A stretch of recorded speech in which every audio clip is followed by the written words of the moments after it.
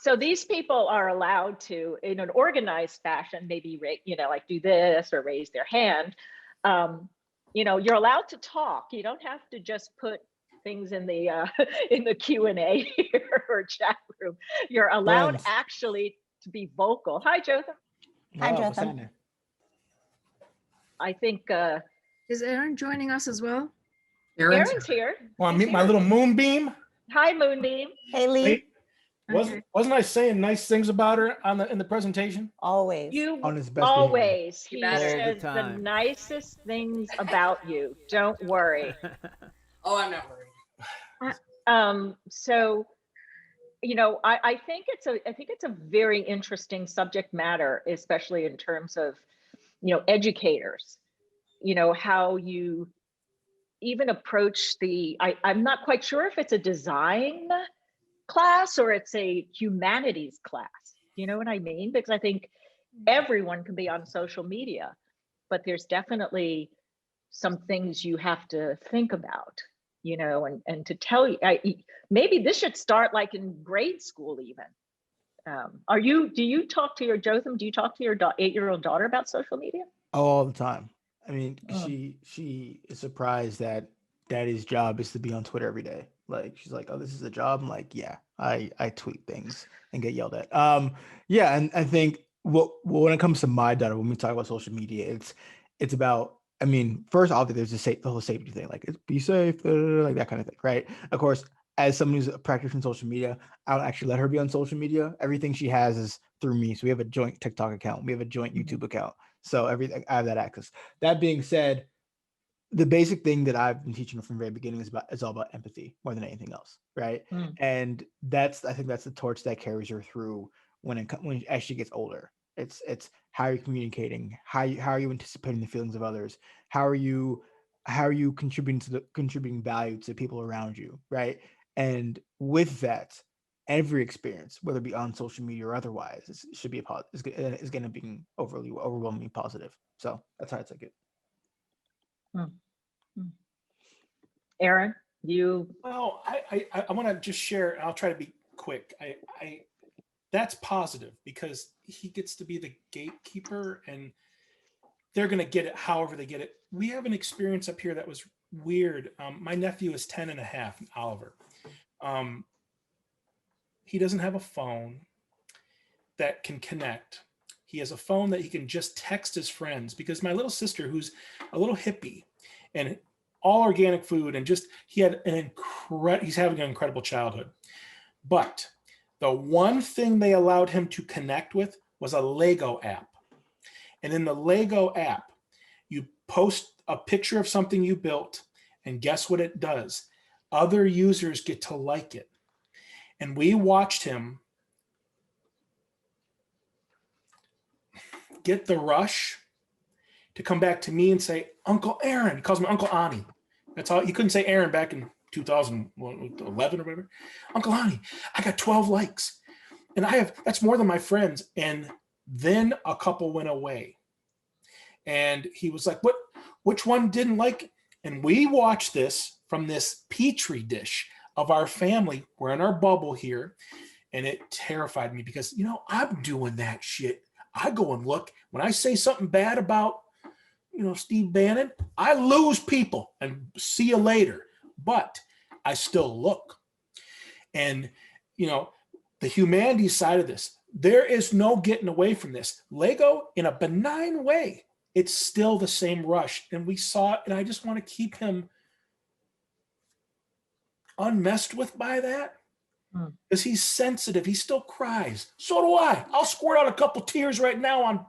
That's a performer. But I don't want him to deal with that shit, because the little girl down the block, she's 11. She's having problems with it. And then the only way they get to communicate is over Minecraft. And they're like community rooms. He's not even allowed to ride his bikes with his two little buddies down the street. They do it with masks on. So we got to see this up close. It's really changed my fascination with this.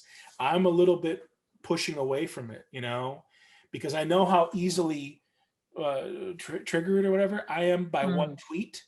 And I just need to realize it's half-assed data from a half-assed person. But I watched it affect him. And I've already been indoctrinated now 15 years in this stuff, right? So about some young kid, it's like, you guys are gonna have to be like psychologists to warn people. You know, what are the ethics? We had ethics when I went to MCAD. We had ethics about how to price, how to store files, how to act at your job. You know, ethics class. What are the ethics of this? You know, Yeah. I would take that class. I would take that workshop. If Jotham gave the class where it's like, by the way, here's how to build your numbers. I've been to those.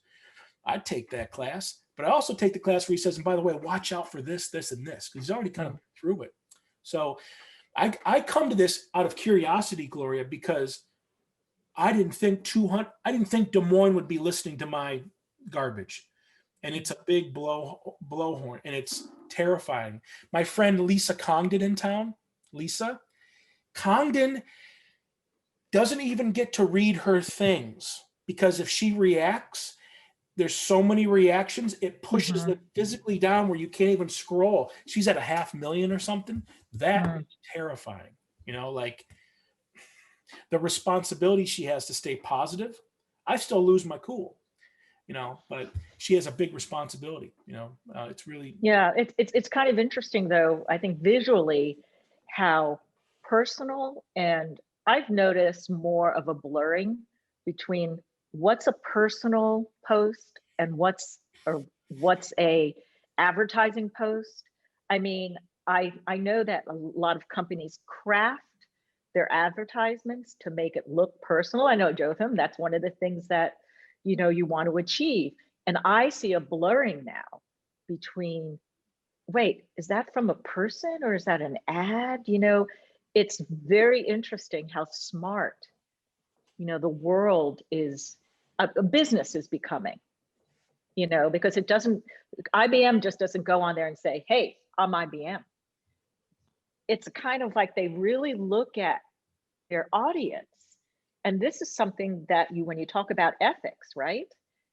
You're asking someone, a designer, to design these for social media. And are you asking them then to be more, you know, a little bit more, what's the word? Of an advocacy? I mean, you know, when you think about, are you hiding who you really are on social media? Are businesses really hiding who they are? You know, I mean, it's kind of an interesting line. And are we then teaching designers to how to do this deceptively? Is it deceptive, do you think? I mean, this takes me back to, you know, working at Oracle, where, you know, to the average person, cloud technology is boring as shit, right? Like, like no one cares like who's storing your data and or how it gets to you. All I know is when you turn my computer, it works. When I turn on this app, it works, right? That's a boring story. And so what Oracle does is they say, we're not going to tell you to buy this stuff. We're just going to tell you like, oh, look how cool this hospital is able to do amazing things in encoding the human genome. And that's going to unlock possibilities for medicine. And it tags into the human emotions you feel. And then you're like, well, who made this all possible? Well, then it's Oracle, right? And that's the way smart advertisers do it, right? Because they're realizing that increasingly no one wants to be told, hey, buy this sneaker. What they want to be sold is a story. What they want to be sold is something to believe in, something to connect to, something they can plug into as a symbol from the heart. Right. Well, those videos you were showing, you guys cracked it. You don't have to say anything. I still get the buzz. Right. You know? So that's right. Yeah, it's interesting how, and I find it's interesting because now you see a lot of this is without language. Because the minute I think you add words, you're already defining how someone should perceive the image that you're showing, the film that you're showing. I think words help. Words might add something to it that you don't want it to necessarily be added to. You know, once you start using language, then you start clarifying a meaning of something. And that's why maybe a lot of the ads or a lot of things on social media are not about language anymore, or it's a different language. You know, it's a more of a stronger visual language without words in it. It's kind of an interesting way that words are help to define the meaning of something better than, or target what the meaning really is. So we don't use words. We just, here's the image without the words.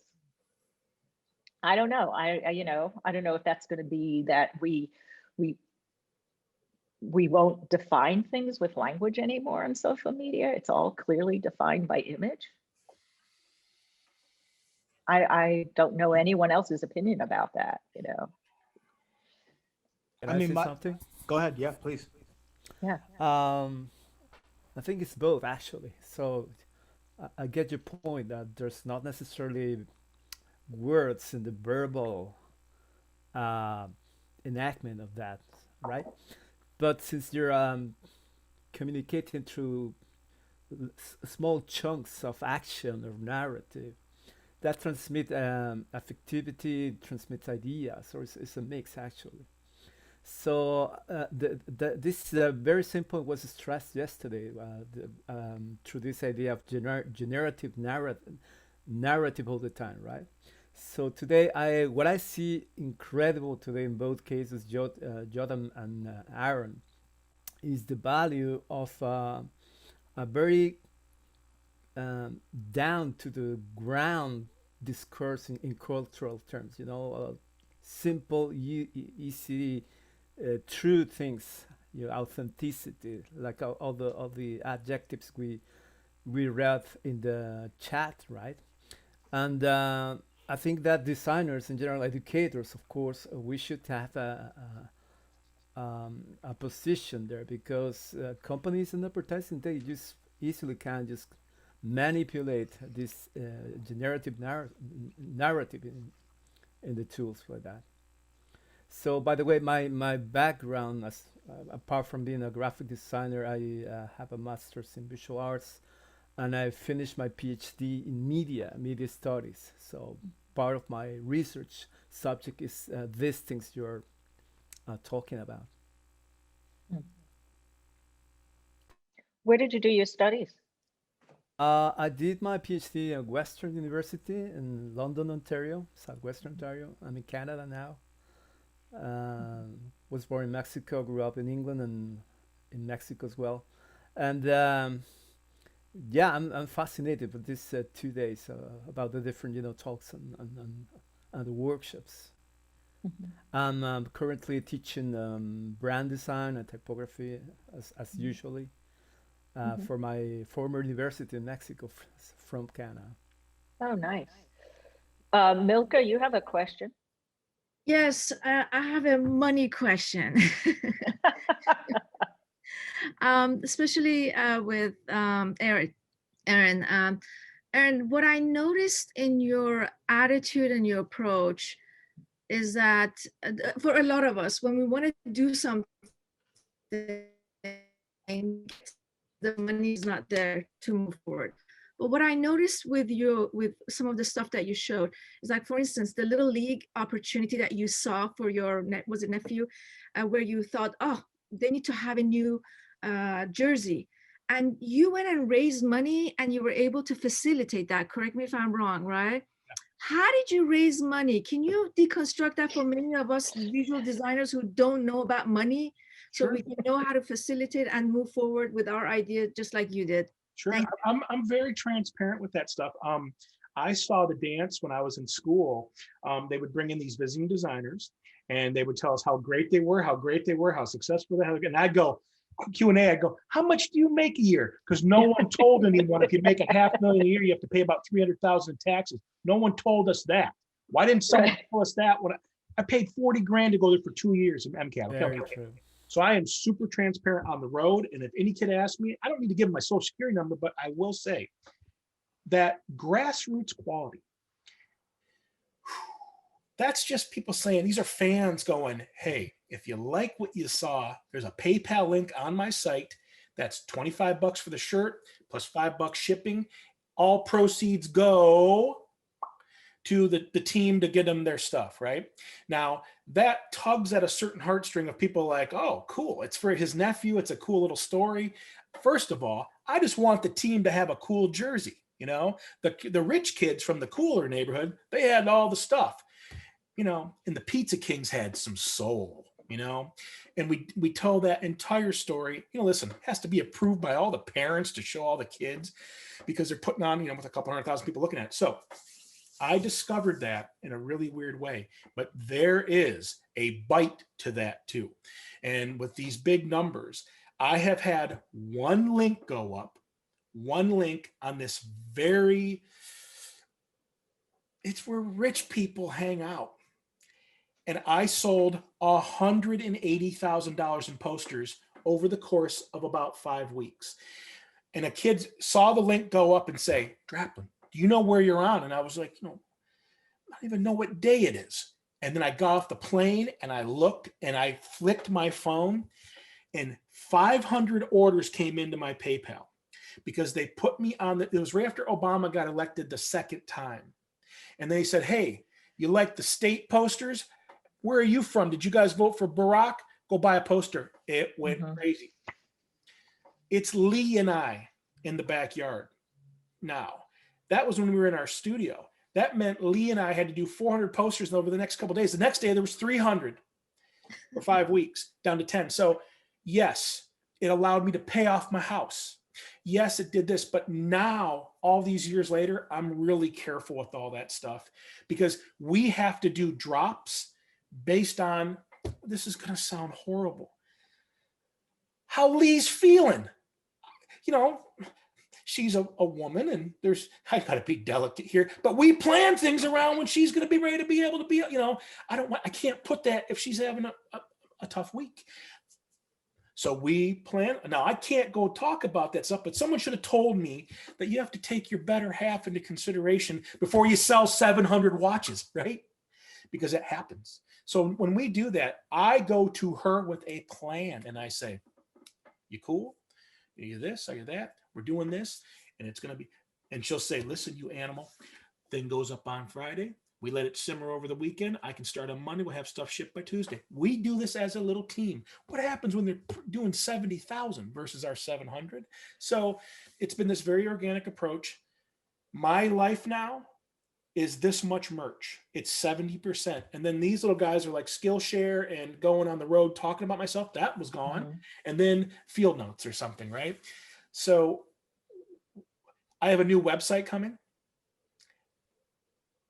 And it's my PayPal links are from my site is from 1998. I built it in Minneapolis, my buddy. My PayPal links generate a lot. When it goes to the new thing and works on a phone, imagine that, works on everything else in between, we're going to be in trouble. And I have had one foot on the gas, one foot on the brake because everyone says your site looks like shit. It's old. It doesn't work on my phone. When it works on a phone, what happens if 1,400 things sell? There's only so many little moonbeams to drag out here and chain her to a desk, right? It's not even about the money at that point. It's about quality of our lives. I have to bring in my sister and my almost brother-in-law, and we do it as a family affair. And listen, this year I'm paying Lee's school loans off. She got a master's in education. I'm paying it off this year. And I'm going to pay, you know, everything off with this creatively from a small scale and work our way out. You know, success is a weird word. So I don't know if that helps, Milka. I think, yeah, I think what Milka wants to know, I think because I understand the world of fundraising very well. It's like what Aaron is doing. Aaron's smart. Aaron understands that social media it's really a tunnel for sales. You have to understand that's how things are sold today, but you have to make it operational. If you promise something, if you say to someone, you can buy this from me, right? And if you don't deliver, if Aaron, because of some reason, is not able to produce, then someone's not going to come back. No one forgets that stuff. No one forgets it. So if you do not, so retail and sales are the same. even if you go into a store or if you do it on social media, you expect your product to be delivered when it's said to be delivered. Social media, I think, is a great venue, Milka. It's like anything else. Social media is a business. You have to have a business plan. You have to have a strategy. You have to say to yourself, how much can I handle? Yes. Jotham's agreeing with me. A warning, It's like a warning. It is a warning. It's like to raise money, Milka, is the same thing if you're on social media or if you're in opening a brick and mortar store. Have yourself a business plan, a year business plan, a 3-year business plan, and a 5-year business plan. How much do you expect in growth? What are your markets? How can social media get you to different markets? We also have to think of, and I think this is where I view Aaron. Aaron is a maker. He's a graphic designer, but Aaron is a maker. He produces things. He produces products, things, ideas. Graphic designers, if that's what you want to do, you have to remember that you're a manufacturer. You're not waiting for a client to come to you necessarily and say, hey, I want to hire you. You're just saying, you know what, I'm going to say this, we're being recorded, but you're going to say to yourself, I'm going to make shit. And if you're going to make shit, how are you going to sell it? So it's like any business. And I think graphic designers forget that we make stuff. When I got in my most trouble, in the good way, was when I really thought about it. Why am I working for a client and I get 3 pennies on the buck, and I am lucky to even get that? How many of these do we have? And they get 97 pennies. Now listen, that's called business. And I try to be a gracious person and do my job and say thank you and have nice emails and all that other stuff. But what happened when I made my own thing? I made 97 pennies. And that's where I have pushed away. So our field notes were that. I had been spending time climbing a ladder. I only did one studio job for 2 years, climbing a ladder so they'd give me more money from the people that made all the money. The clients made 97 pennies on all those jobs, fine. When I went on my own, I had to learn how to deal with the success of when I harnessed that weird wind. It's still terrifying to me. I have an accountant. I have a money manager. You ought to see me go into that place and they're all tucked in and all done up. And I go in there and like people are calling security because someone got in through the gates or some shit. That's what you feel like when these guys are like, and then they're like, Mr. Draplin. You know, it's so weird. I had to build that because it went well. But see that power. I get in trouble when I go on the road because I'll tell these kids in Akron, I'll say, quit belly aching that you're not Cleveland. Quit Cleveland gets shit on by Detroit. Detroit gets shit on by the West, whatever. You're Akron. We're going to make t-shirts in the first hour. Second hour, we're building a shit little Squarespace website. Third hour, you're going to tell your friends to buy them. Those kids sold 300 t-shirts. 300 times 20 is $6,000 they made. And we donated it, or we were supposed to a women's shelter. Because we were just like, listen, I'm going to show you the power of design now, not in 14 years when you have to cut your teeth. We're going to do it now. You have the tools to make that link. You know how to put that on your social medias. You know how to make the graphic. Who knows how to put it online? And we did it. And it scared them. Because if that got into the hands of the right person in Akron that afternoon, they could have sold 6,000. That's the taste. I still talk to kids this day, have their own screen print shops from Akron. They went and took it. And that's the best result I can have. Because one guy showed me that, somewhere along the line, I think what's really interesting, Milka, and for everyone else in talking with students, the freedom of digital life has enabled people to live anywhere to be makers and to be sellers. Most of the time you have to say to yourself, and this I got from Amos Kennedy. These are my friends, my people, Amos Kennedy, Jim Sheridan, they're makers, they're artists. They live where they can afford to do this. That's number one. If you're going to be a designer or an artist, you have to live. If you want to live and make, you have to live in an environment where you can do this. Los Angeles is not a very inexpensive environment. In fact, Here's it's the Bay not. Area, by the way. What? Neither is the Bay Neither Area. is the Bay Area. That's why right? it's impossible to find good design talent in the Bay Area. It's impossible. You end up having to You farm can't. everything out. So what's social media? Do you really care where someone lives on social media?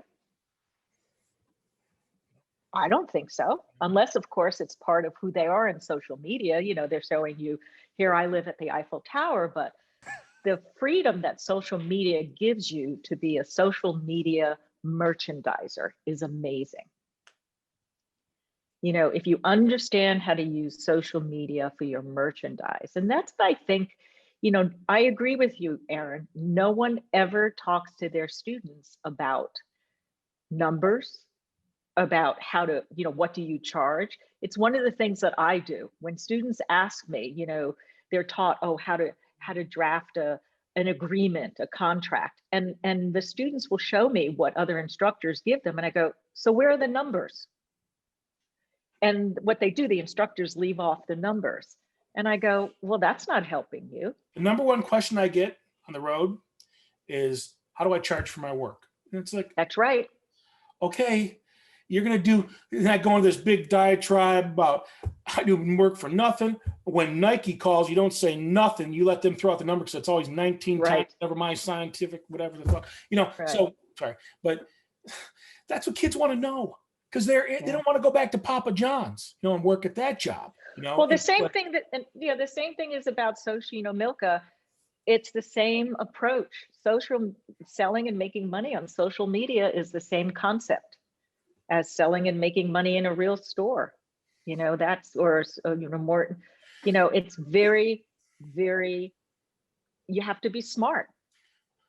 One of the things I try to say when I'm on the road, we start talking about Instagram, because they all want to know what's it like to have 200,000 followers. And I have to tell them that the negative side always first, but I always say, I'm really careful about my respect for the platform, because I have never paid a penny for it. Someone developed it. Someone put the time in to make it work on my phone, Rachel's phone, and your phone seamlessly. Right. Can't forget that stuff, because people take it for granted. Why don't I have these numbers? Why don't I have this? Why doesn't it work on this thing? It's like, you know, I'm really careful about bashing that stuff. There's an entire industry for that. I get to go on stage with those people. That's fine. But I'm real careful to say, what in some countries, they can't even use what you're using. You have 17 to use. Right. In some countries, they are running revolutions over speak and spells using maybe some kind of version of Twitter. I'm Ugandan, so Yeah. I'm very well aware. Like, how you can't, Here's the question. and you can't get creative with one post. What? Come on. So I bring that up. Sorry. Anyway. Okay, so unfortunately, guys, it's the end of the classroom, but thank you, Aaron. Thank you, Jotham. And you. Clifford and Rachel are here. These are my support people, by the way. You all would not be here if it wasn't for those two people, because I don't know what I'm doing. So Thank you. Great job, Gloria. Thank you very much, you guys, Gloria. I'll Thank see you. everyone at, Jotham, Aaron, thank you. Wonderful thank you so much presentation. again. Thank you all. Bye. Yes, thank you.